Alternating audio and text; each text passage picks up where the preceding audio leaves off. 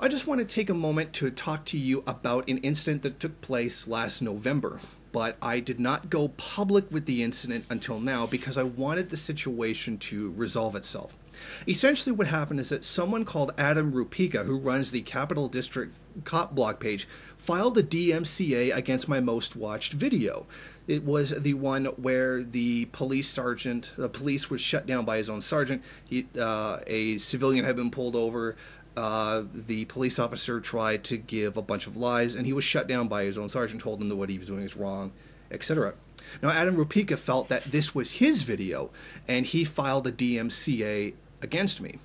Now, I use his real name because that's the name that he uses publicly. I'm not giving out any information that he already has publicly listed. So I'm not doxing him in any way. Now, he filed the DMCA against me, and I filed a counter notification saying, do you have any proof that this video is yours? Now, I got it from a cop block page. And the official stance of the cop block pages is that anybody can re-upload any of their videos anytime they want, because they want to spread awareness of police abuses against the population. So I contacted the cop block, several cop block pages, and they all pretty much had the same stance. It's wrong to file a DMCA in this case because they want the information to spread. So if Adam Rupika actually did own the video, he was violating the very spirit and the rules of a cop block page, which he claims to be. So I eventually had an exchange with him over text messages where he claimed he owned the video, and I repeatedly asked him for evidence or proof that he owned the video. At no time was he forthcoming with any information whatsoever. None. Not even suggestions, not even baseless claims. He gave nothing whatsoever, and instead threatened to sue me. In a very interesting move, he told me to give him half of the money that I'd ever made off of the video, or he was going to sue me, which of course is extortion, which I believe is a crime. Now, of course, I didn't give him any of the money whatsoever, considering that he can't even show any verification that the video is his. So then he proceeded to say that he was going to the courthouse tomorrow to file a lawsuit.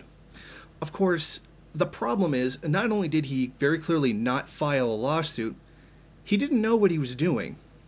Now, I'm not going to give away the location that he lives in, but it's a state that is not the same state as the YouTube headquarters. Now, YouTube says that any question over the ownership of a video, a copyright thing in federal court, must be filed in a particular location. Now, if one of the parties is outside the country, as I am, then it must be filed in the federal district court of San Bruno, California, where the YouTube headquarters is. Well, he is a significant distance away from that location. So essentially, in about 16 hours, he was going to write up an entire lawsuit, travel across several states to get there, and file it. In other words, it was bullshit. He was bullshitting. He was not going to be able to do that. However, I remained concerned that he might do so, that he might file a lawsuit in a federal district court, which of course has no authority over me because I'm a Canadian. So, I was concerned that he might do that and not send me any service whatsoever that he could give. When you sue somebody, you have to perform service. You give them the documents, etc. Well, I never received any documents. So my concern was that he had gone and filed it and not sent them to me. However, sometime later I got a notification from YouTube saying that the video had been restored. So the video is now back up in its entirety for anyone to see.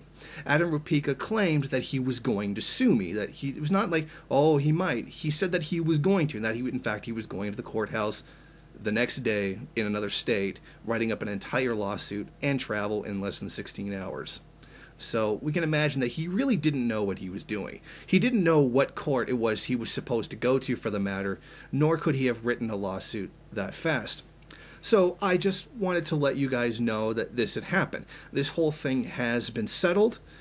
He did not go to court, And I would ask that any of my subscribers watching this not attack him or leave hateful comments on his any one of his social media accounts, because there's no need to make the situation worse. I won this situation, and there's no need to try to escalate it or make things any worse. So I just want to let you guys know what was happening, and that the whole thing has been resolved. Thank you for watching. If you like this program, then please head over to my Patreon page and set up a monthly donation. It's your donations that keep this program running. Also, if you would like, please rate, comment, subscribe, and share in various social media.